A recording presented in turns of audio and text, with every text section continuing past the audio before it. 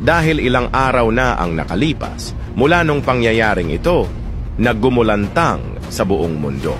Ako naman ang magbibigay ng opinyon. 2 punto.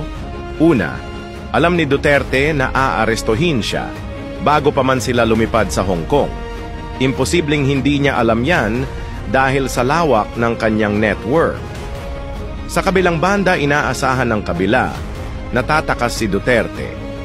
Patunay nito, may interview kay alam nyo na.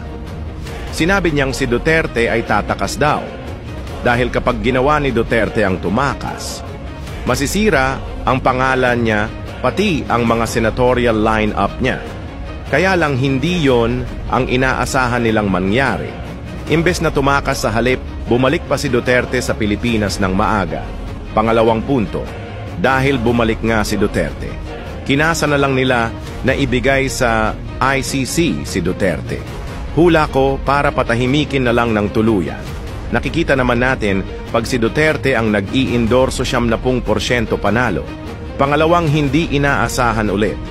Imbes na magkagulo, umalingaw-nangaw sa buong mundo ang pangalan ni Duterte. Hindi lang mga OFW, kundi pati mga tao sa ibang bansa. Na ngayon, binabatikos ang ICC.